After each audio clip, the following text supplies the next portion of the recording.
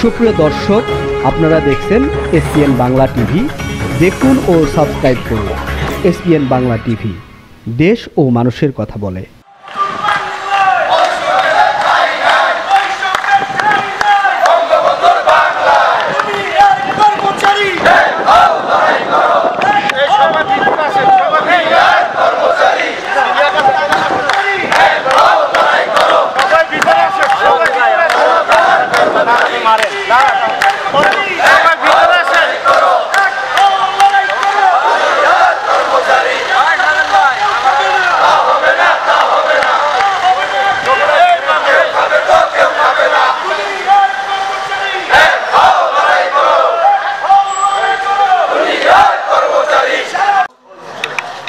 যদি সেগুলি স্মরণ করি, সেই পথে যদি হাঁটি, তাহলে আমাদের যে দাবি দেওয়া যে স্বার্থগুলো আছে সেগুলি পূরণ হয়ে যায়।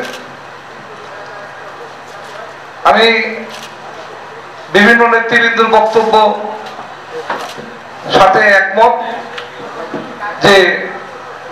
যে দাবি দেওয়ার জন্য আজকে সাংবাদিক সম্মেলন হয়েছে। আমরা ঢাকা মেডিকেল সাংগঠনিক সংশোধন থেকে পক্ষ থেকে বলছি যে আমরা এই দাবির সাথে একমত। পাশাপাশি হান্নান ভাই বলেছে কিছু মূল্যবান কথা, যেগুলি সংগঠনের স্বার্থে ব্যবহার করা যায়, যেই নির্দেশনা দিয়ে এতদিন পথ চলা, আমরা সেগুলি কাজে লাগিয়ে আমরা সেদিকে এগিয়ে যেতে পারি। আমি এই আন্দোলনের একটি অংশে সামিল ছিলাম। সেদিন হয়তো আমার নেতৃত্ব দেওয়ার কোনো পথ ছিল না, সেই সংগঠনের আমি ছিলাম। সংগঠনের আন্দোলনের যেটি সব মূল পথ, দুর্মুজ কমিটি যেটা বলে, সেই কমিটির সভাপতি ছিলাম আমি। কিন্তু সেই পথে হাঁটতে জানি। সেই দিন আমি সবচেয়ে বড় ভূমিকা রেখেছিলাম। এখানে উপস্থিত মুরব্বী আছেন, আমি যে মিছিল নিয়ে আসছিলাম, আমার মনে ঢাকা মেডিকেলের ইতিহাসে এত বড় মিছিল নিয়ে সেই সমাবেশে উপস্থিত কখনো হয় নাই। আর আজকে আমি ওই সংগঠনের সভাপতি, আমি যে কিছু পারবো না সেটা ভাবার কিছু নাই। আমি বলবো যে আপনারা প্রস্তুতি নেন,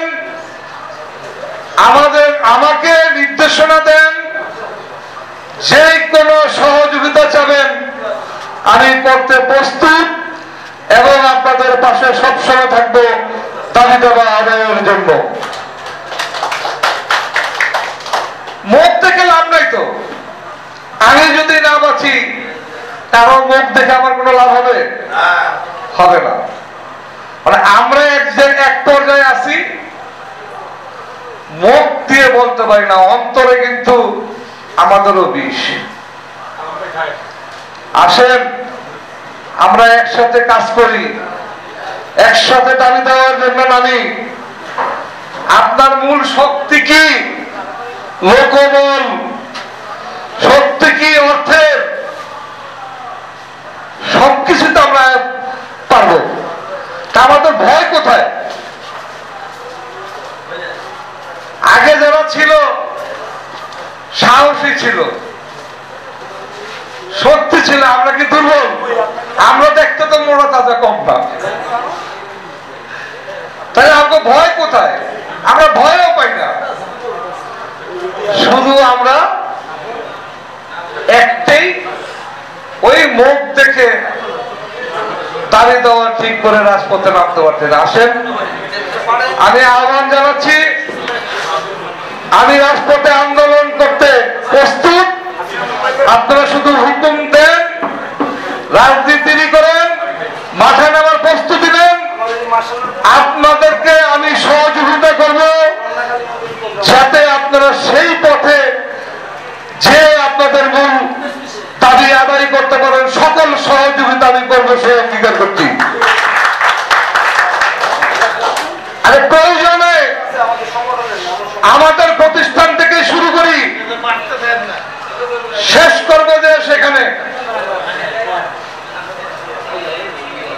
আমরা বসে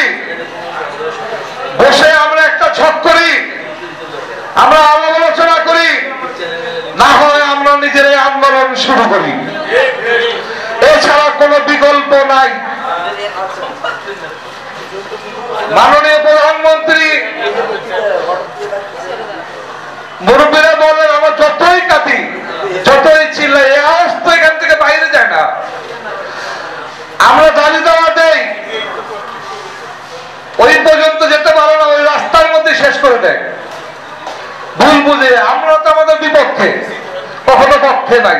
তা আমরা কি জন্য বসে আছি, কার জন্য বসে আছি? বসে থাকার সময় নাই। যত সময় যাচ্ছে ততই আমরা পিছিয়ে যাচ্ছি। আজকে দেখেন আউটসোর্সিং, আরে কিসের আউটসোর্সিং? আউটসোর্সিং একটা পথ হইল, যে আছে তার কোনো ভবিষ্যৎ নাই, ওখানে ঢুকলে আমাদের ভবিষ্যৎ নষ্ট করতে। এটা বাতিল একটা জিনিস, যার কোনো ভ্যালু নাই। আজকে একটা মরণ ব্যাধি এই আমলারা